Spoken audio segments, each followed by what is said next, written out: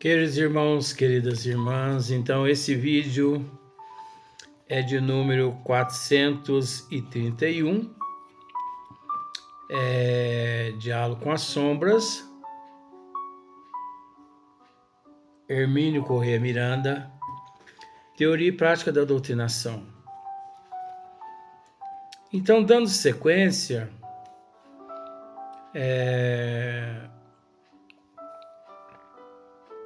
vejamos, vamos voltar 2 linhas aqui mais ou menos, para a gente poder dar sequência.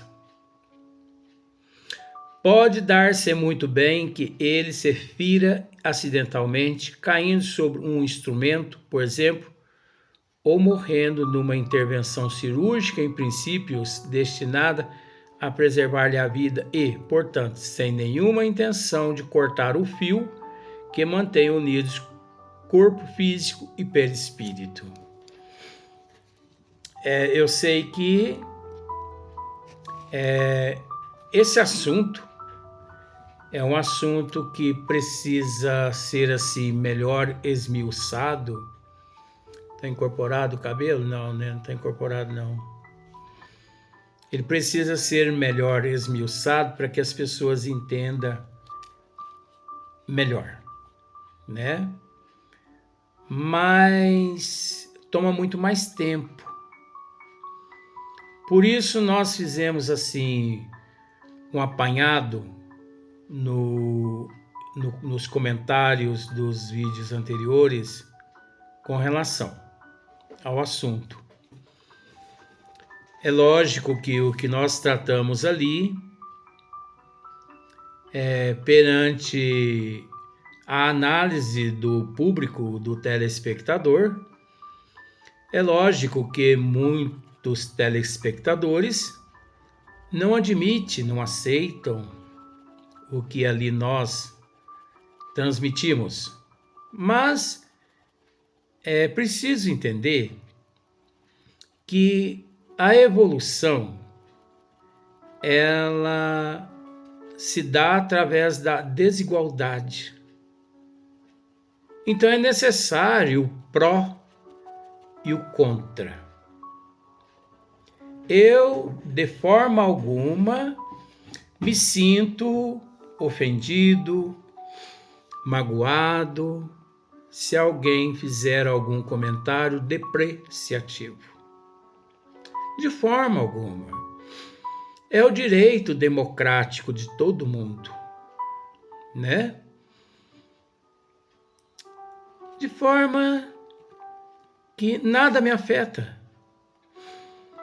Um comentário depreciativo ou um comentário de elogio, nenhum dos dois me afeta, porque eu não aceito elogios. E também não permito que comentários depreciativos permaneçam em meu coração. Porque eu sei que é necessário que exista, né, que haja o pró e o contra. Até porque não é fácil, conforme nós dissemos, que eu não vou repetir, né? Mas é a realidade no processo evolutivo. Nós mesmos que atraímos. Olha, tem uma história aqui, que nós vamos ler ela agora já. Essa história, ela ocorreu, olha só para você ver. Olha para você ver. Que interessante. Em mensagem transmitida a Francisco Cândido Xavier, você observa que é uma sequência. Em mensagem transmitida a Francisco Cândido Xavier, o irmão X transmitiu uma mensagem através do Chico. Então o irmão X narra um episódio desses, em que uma atrocidade praticada no ano 170 ao tempo de Marco Aurélio, 170 no reinado de Marco Aurélio. Isso equivale a dizer 175 anos após o Cristo. Marco Aurélio era um imperador na época. 175 anos depois do Cristo, Marco Aurélio era o imperador. É o governador, tudo ali. Então, naquele momento, os cristãos eram perseguidos. Eles eram pegos e trancafiados nas masmorras. Para quê? Porque havia durante o ano algumas comemorações. E para agradar o imperador Marco Aurélio, era feito festas nos circos de Roma. E essas festas eram regadas com as atrocidades. Quando eles, os soldados, os líderes menores, os chefes menores, trazia até os circos de Roma e muitos cristãos eram mortos nas fogueiras. Muitos cristãos eram jogados nas repartições especiais para que as feras os devorassem. Eu posso dizer isso não só pela história, porque eu passei por essa situação naquele período. Então eu morri. Eu desencarnei numa dessas situações. Não posso dizer mais que isso, vó não me permite. Porque nós aqui nós não ostentamos nada. E tem que prevalecer as leis. Nós aqui somos estopa, estupim e pronto. Então, para satisfazer Marco Aurélio, o imperador, né?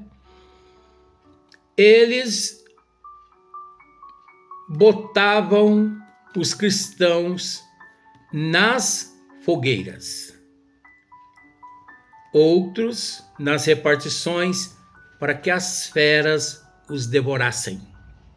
Acontece que havia nas arquibancadas dos circos uma plateia de gente. Vamos pensar, eu vou simplificar para você aqui agora. Tem 2 times de futebol disputando um jogo, não tem? 11 jogadores para lá, 11 para cá. O estádio é composto de quê? Arquibancada e torcida. Tem estádios que comportam 50, 60, 70, 80 mil pessoas aqui. Então pense nos torcedores torcendo a favor do time dele contra o outro time. Então lá na época, eu estou explicando essa história porque vai acontecer aqui na história, aqui no livro.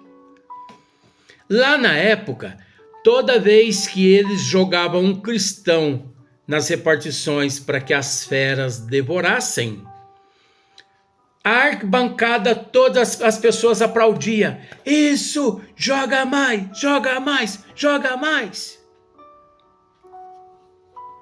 Glória a Marco Aurélio, glória, glória. E quando um soldado, né, chegava para perfurar o tórax de um cristão, a plateia toda gritava: Mátio, Mátio, Mátio. Ah, ah. Sabe essas pessoas que ficam agitando a torcida? na arquibancada? São essas pessoas que estão aqui, ó.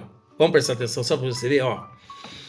Em mensagem transmitida a Francisco Cândido Xavier, né, irmão X que narrou, narra um episódio desse em que uma atrocidade praticada no ano 177 depois de Cristo, ao tempo de Marco Aurélio, veio a ser cobrada pela lei da tragédia de 17 de dezembro de 1961.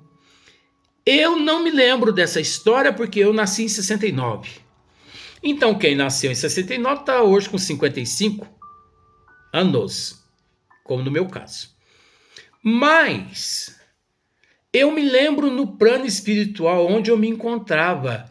Eu assisti essa cena no plano espiritual. Tanto é que um dia, conversando com o nosso irmão Marcílio Colombaroli aqui no corpo físico, ele se lembrava dessa cena porque o nosso irmão Marcílio Colombaroli, ele nasceu em 1927. Então é lógico, 1927 para 1961 tem mais de 30 anos, não é? Então nosso irmão Marcílio se lembra desse fato. Então veja bem,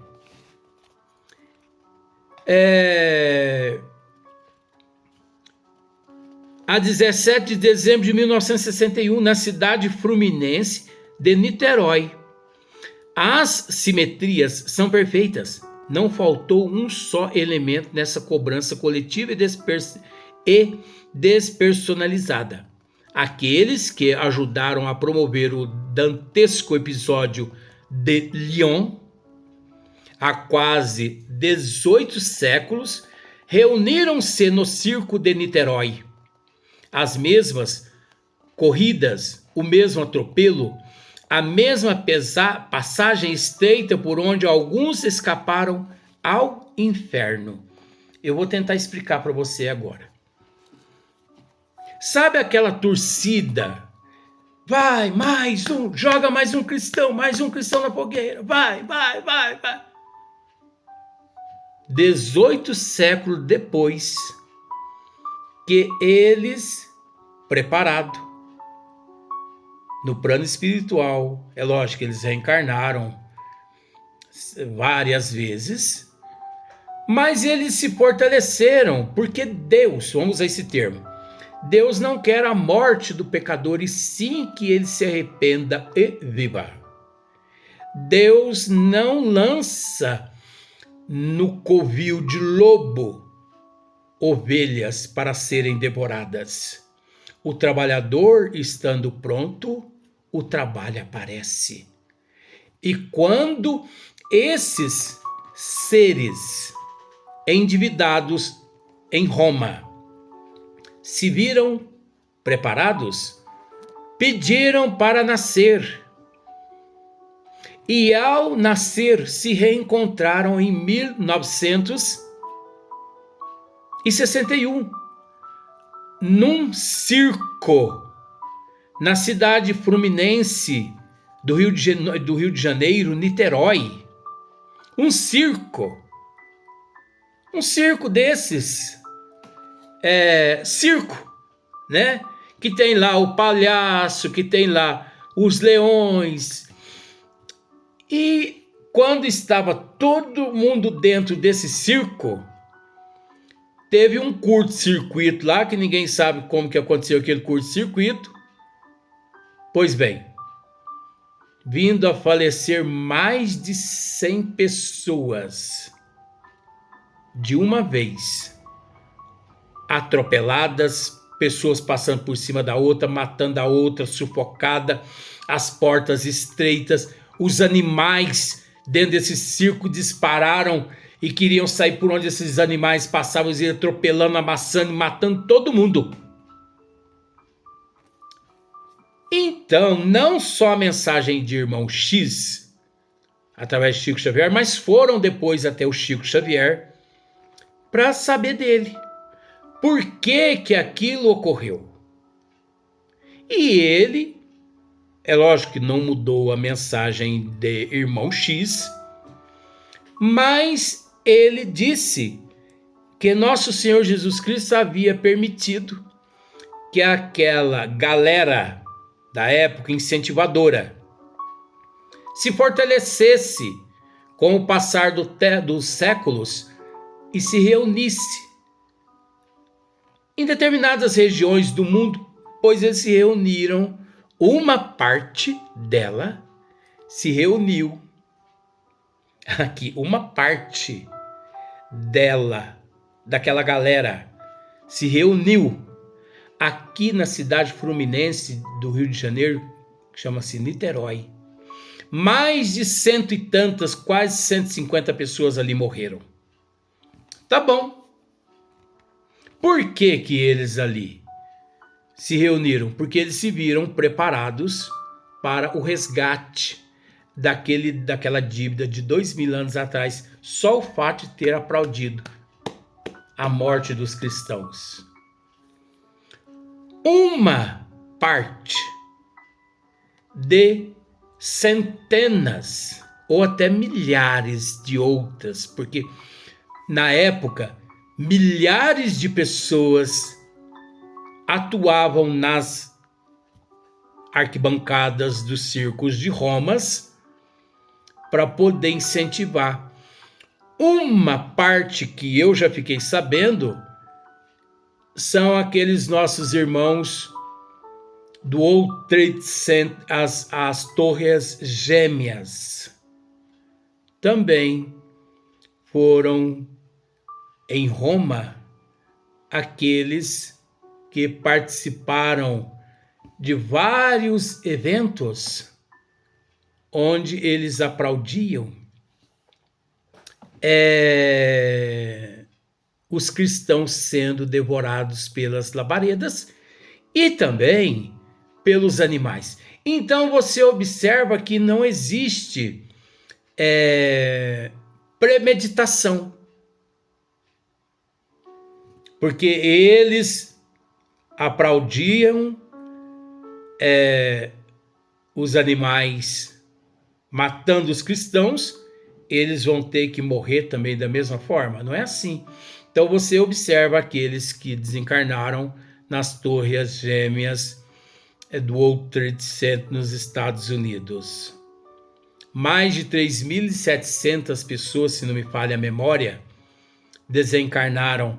E o mais interessante, que mais de 1.500 almas daquelas que desencarnaram no World Trade Center já encontram-se no corpo físico de volta, reencarnados.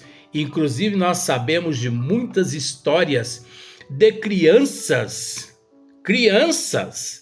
de 4, 5 anos que, passando próximo ao local do acidente, você entende que eu não uso esse momento para mentira?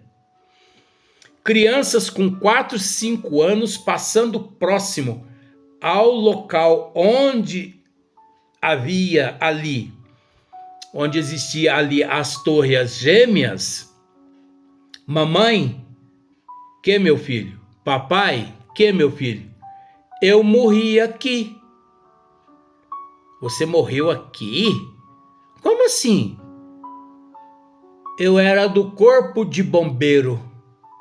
Ora, gente, tem mais de 200 histórias no YouTube narrando esses fatos todos. Criança, 3, 4 anos, aponta para o local e diz: mamãe, eu morri aqui. Como assim? Do nada.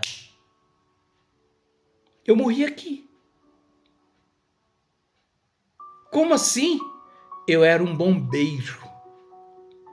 E um menino de 5 anos que foi naquele mural em homenagem que eles fizeram a todos aqueles que desencarnaram lá, e ele foi lá e apontou o dedinho dele para o nome escrito ali naquela parte de homenagem e mostrou: meu nome era esse aqui, mamãe, ó. resgate coletivo. Não existe aí a maldição de Deus. É a bênção de Deus. Esses seres que desencarnam nos acidentes de avião, aqueles que por 1 minuto perderam o avião, aqueles que no momento do check-in não conseguiu preencher a tempo o check-in.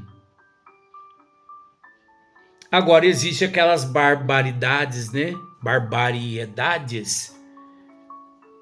Um dia um pastor disse assim, que ele estava dentro de um avião, um pastor evangélico, e ele escutou uma voz: meu filho, saia desse avião. Sair do avião? Saia. Porque esse avião vai sofrer uma pane e todo mundo vai morrer. Ele pegou a bagagem dele e saiu do avião. Antes do avião decolar, é óbvio. O avião decolou, veio uma pane, todo mundo morreu. Ele, entrevistado, ele disse que Deus o salvou. Por que Deus o salvou? Porque ele ali no avião era o único que seguiu os mandamentos de Deus. Eita Deus, se eu pegar esse Deus, mas eu quero dar tanta nele que ele vai ver só. Eu quero começar pelo pastor. Eu quero dar tanta chibatada nesse pastor e depois eu quero dar tanta chibatada nesse Deus, porque você entende que isso não é Deus, né? Isso é um monstro. Isso é um obsessor que cutucou no ouvido dele, falou com ele. Porque, gente, Deus é amor. Deus é a inteligência suprema, a causa primeiro de todas as coisas. Deus vai aparecer através da audição de alguém e livrar apenas um comedor de feijão e permitir que todos os outros morram no acidente? E outra, se existe o resgate coletivo, quem ali quitou o débito perante a providência divina? Foi aquele que deixou o avião ou aqueles que desencarnaram no acidente? Então esse Deus precisa de uma chibatada. Esse Deus deles, tá? Que eu tô dizendo, tá? Não é a inteligência suprema que causa primeiro todas as coisas, não. Pelo amor de Deus, presta atenção nisso. Esse Deus precisa de uma chibatada boa. Esse pastor também precisa de uma chibatada boa para ele aprender a raciocinar com bom senso as lógicas do Criador. Então, temos um outro caso na cidade de Santa Maria, no Rio Grande do Sul, na Boate Kiss. 200 e tantos jovens desencarnaram. Acidente coletivo. São os seres comprometidos com a justiça divina e com a própria consciência que, estando prontos e preparados na erraticidade, pedem para nascerem juntos, para resgatar os débitos juntos, já que eles contraíram aqueles débitos juntos em existências passadas. Ora, nada melhor que um dando força ao outro. Já que contraíram os débitos juntos, vamos resgatar juntos? Sim, mas acontece o seguinte, você observa que depois de 18 séculos, que esses lá de Roma, 177 na gestão de Marco Aurélio, 18 séculos depois, no ano de 1961, que eles vieram na cidade fluminense do Rio de Janeiro e Niterói a quitar os débitos depois de 18 séculos. Isso significa que a providência divina deu a eles condições deles se fortalecerem através dos séculos, através das reencarnações. uma vez fortalecidos, se reuniram. É óbvio que quitou-se aquele débito não significa que o indivíduo encontra-se quite perante a providência divina e a consciência, não. Não, aquilo ali é apenas uma dívida perante centenas de outras. Agora, isso também é complexo, porque cada caso é um caso. Há, sim, ali no meio daqueles irmãos, aquela situação que, daquele momento em diante, eles já ascendem a outros planos mais elevados. Como existe também aqueles que, ali em meio àquele processo, em vez dele ascender, ele sucumbe devido à não fé, a não fé inabalável. Você entendeu? Então, na hora ali, aquele receio, aquele medo, mas aí já aconteceu o acidente. Então, ele é reprovado e depois ele precisa voltar novamente para poder passar por situação semelhante ou idêntica, mas quase sempre nestas condições, né? Então, veja bem, eu conheço um caso de uma pessoa, ele era um mandatário, um soldado, que na época da Inquisição, ele trabalhava na guilhotina, né? Ele cortava o pescoço das pessoas. Ele era mandado, então ele tinha que obedecer ordens. Aqui no Brasil, a última etapa dele, ele morreu num afogamento. Não precisou ser degolado, mas o afogamento correspondente à dívida. Então, a dívida. Então, por exemplo, vamos ver se você consegue entender assim. Luiz, quanto que você me deve? Bom, eu te devo R$10, mas eu não tenho os R$10 para te pagar. R$10 eu não tenho. Mas eu tenho meia dúzia de ovos, eu tenho a metade de um queijo, eu tenho meio litro de leite. Você pega isso em troca dos R$10? Sim.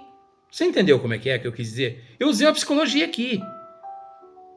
A pessoa não precisa matar o outro para se ver livre do débito, da dívida. Não é assim que as coisas funcionam. Porque se fosse assim, nunca quitaríamos os nossos débitos uns para com os outros. E também dessa forma, seria uma injustiça perante a justiça divina. Não é? Vamos para o próximo vídeo.